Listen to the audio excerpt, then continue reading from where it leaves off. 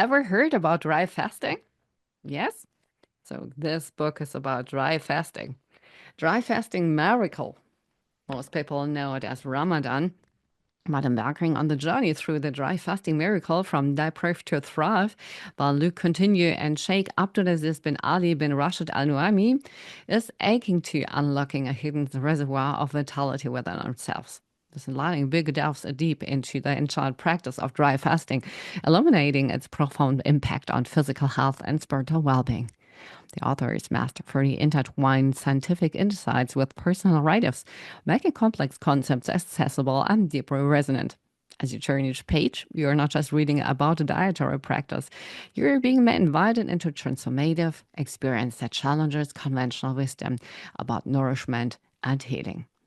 The sincerity and passion emanating from the author's words inspire a re-evaluation of one's lifestyle choices, urging readers to embrace the holistic benefits of dry fasting. This book doesn't just inform, it empowers and transforms. To tell you a bit background about the authors, Coutinho is a globally renowned holistic lifestyle coach specializing in integrative and lifestyle medicine. Born in Goa, India, he observed early in his career how senior professionals succumbs of lifestyle diseases despite having access to top healthcare resources. This observation led him to develop his signature program, the EU Care Wellness Program, through which he has consulted and treated over 20,000 patients worldwide. He's also the co-founder of Coutinho Holistic Healing System Private Limited and U-Care Lifestyle platforms dedicated to promoting holistic health and wellness. His passion lies in empowering individuals to take charge of their health through simple, sustainable lifestyle changes. Sheikh Abdulaziz bin Ali bin Rashed Al Nuaimi, often also well known effectively as the Green Sheikh, is a member of the Ajman royal family in the United Arab Emirates. Beyond his royal lineage, he has carved a niche for himself as an environmental advocate and proponent of sustainable living.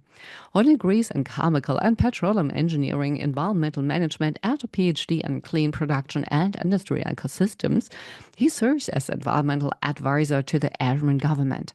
His life's mission revolves around raising global awareness on environmental issues and inspiring transformative change. The inception of the dry fasting miracle stems from the author's shared vision of integrating science wisdom with modern science to promote holistic health. Coutinho's extensive experience in lifestyle medicine revealed the limitations of conventional dietary practices in addressing chronic health issues. Simultaneously, Sheikh Abdulaziz's commitment to environmental sustainability highlighted the interconnectedness of personal health and planetary well-being. Their collaboration was born out of a mutual recognition of the transformative potential of dry fasting, a practice rooted in various cultures and religious traditions. By penning this book, they aim to demystify dry fasting, presenting it not as a mere dietary trend or in Ramadan, but also as a holistic approach to rejuvenation and self-discovery. Their combined expertise offers readers a comprehensive guide that bridges the gap between age-old practices and contemporary health challenges. So I would like to give you 7 tips from the book. Start gradually. Begin with shorter fasting periods to allow your body to adapt to the new regime. Prioritize rest. Engage in dry fasting during periods when you can afford to rest and minimize physical exertion. Listen to your body. Pay close attention to your body signals and discontinue fasting if you experience severe discomfort. Seek professional guidance. You're not alone. Consult with healthcare professionals before embarking on dry fasting, especially if you have underlying health conditions. And stay mentally prepared. Cultivate a positive mindset and set clear intentions to navigate the challenges of fasting effectively. Reintroduce food mindfully. Break your fast with easily digestible food, gradually reintroducing more complex meals. And hydrate before and after. Ensure adequate hydration before initiating the fast and rehydrate slowly post-fast to support bodily functions. Summary with 5 quotes from the book. In the stillness of fasting, the body awakens to its innate healing potential. True nourishment transcends physical sustenance. It is about feeding the soul and spirit.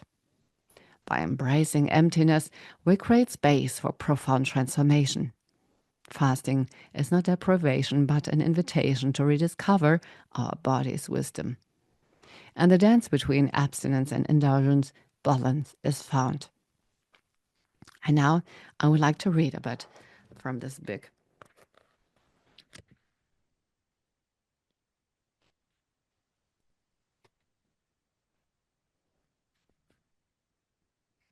The Green Sheikh writes, my fasting philosophy. My fasting experience is based on what a wise man once said. Any man or woman can fast, but it's only the wise who knows how to break the fast. My first attempt at fasting during Ramadan was at the age of 6, where I succeeded in lasting till dusk. I went on till dusk on some days, but on others, my young body couldn't handle it. The following years, I patiently waited for Ramadan so I could complete my challenge. I was only able to fast for a full month at the age of 9. Now, I hardly miss a day unless I feel ill or am out an international trip. To this day, I fast the whole month either for 29 or 30 days and voluntary follow the 6 days of the month after Ramadan called Shawwal. One day of Ramadan is equal to 10 normal non-fasting days.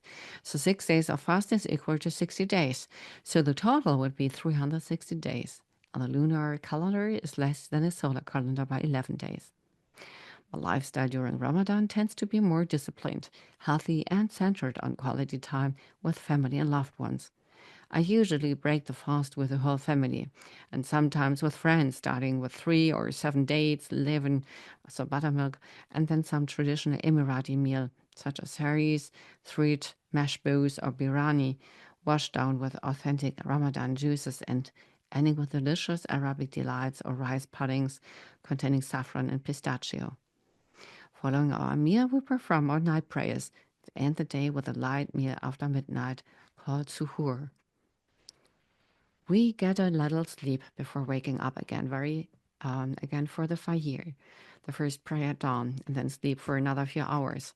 Office starts at 9 a.m. and ends at 2 p.m., by which time I'm usually on my way home to get a little rest or a short power nap to gather my energy. I then read the Quran for 30 minutes and spend another 30-40 minutes doing some light exercise before starting my volunteer work to help, inspire, and motivate other volunteers while assisting them in distributing snack boxes to fasting drivers at traffic intersections. Every day we go to different places in UAE and also visit other countries as part of our campaign. Here, as a metaphor for the concept of fasting, I would like to share my experience of working as an engineer at Liquid Natural Gas Company. In 1992, when I was working as a process engineer at the LNG plant, I experienced entire system shutdowns on the 3 occasions. These happened annually for about 35 days during the cooler months in UAE, along with a few minor shutdowns for a few weeks. The idea behind these shutdowns was to run an over systematic maintenance on the company, replace all parts with new ones, and initiate malfunction investigation, modification, revamping, troubleshooting, and performance tests. All of this was aimed at sustaining the plant operations, improving production streams, and enhancing product quality while reducing emissions and effluents. The plant operations and the shutdowns could serve as some metaphors for our bodily systems and fasting, and help us see how fasting can prevent bodily malfunction or heal the human ecosystem. Incidentally, I was voluntarily fasting while writing the major part of this book. The experience was so different. I could see how fasting helped enhance my thought process and forged a deeper connection between mind and body. So, my message to all of you is that eat less. It is far better than eating more. And give dry fasting a chance. It is just waiting to benefit our soul, your body, and your emotions. What is dry fasting? Mahatma Gandhi says, all the vitality and all the energy I have comes to me because my body is purified by fasting. You must always turn to nature when you are sick or afflicted with disease. Nature holds all the answers, and when you align yourself with it, you heal and recover. Dry fasting is one of such answers. Dry fasting is complete abstinence from food and water for a particular window during the day, followed by breaking the fast in a specific manner. This window during which one fasts is called the elimination fast, and the window during which one eats is called the building phase. Dry fasting, or absolute fasting, or Hebrew fasting, comes natural to animals that are sick and wounded. They retire to a secluded place and fast until their body is restored to normal. It's a natural instinct to refuse food during this time of recovery. At the most, they partake only of water and medicinal herbs. Ever seen a sick cat eat grass? The body is intelligent enough to heal. When the crisis is over, the appetite returns naturally. Humans also have fasting instincts, just like animals. But unfortunately, when we fall sick, in most cases we fail to follow nature. We continue to eat food, even if in small amounts, and suffer because of it. Go back 1,000 years. What did the early men do? Since food was scarce, they could only feast when they hunted. Otherwise, they fasted.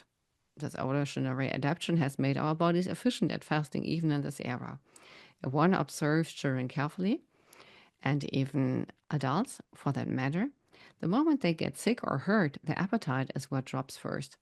By switching on its healing mechanism, the body uses its nature intelligence to protect us. The appetite is lost for healing to take place, as the immune system requires a lot of energy. One of my clients, Neha Gupta, wrote to me saying that she had completed 17 hours of fasting yesterday and 30 and a half hours today. She said she could never have imagined that she could dry fast, and that too with the hunger pangs, and that she's known in her family as someone with no control over her appetite. She feels calmer now, more composed, with clarity of thought. But most importantly, she says she feels happy. The body is made up of 5 elements: earth, water, fire, air, and ether. Fasting cleanses the element of ether. During dry fasting, all vital forces are engaging, and second, cleansing the body.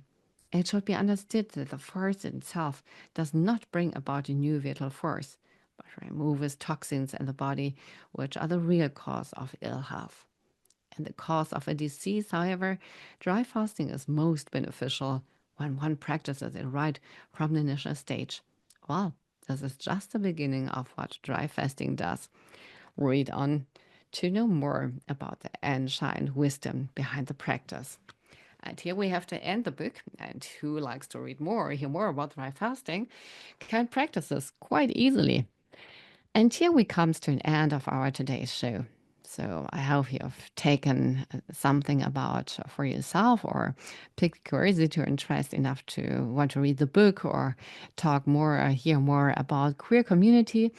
So that wraps up our episode of We Empower. And join us again next week as we continue on this empowering journey. Remember, this time is a gift for you to discover new inspiration. Don't hesitate to get involved. And thank you for being part of our community. Until next time, keep shining and empowering others. Together we rise.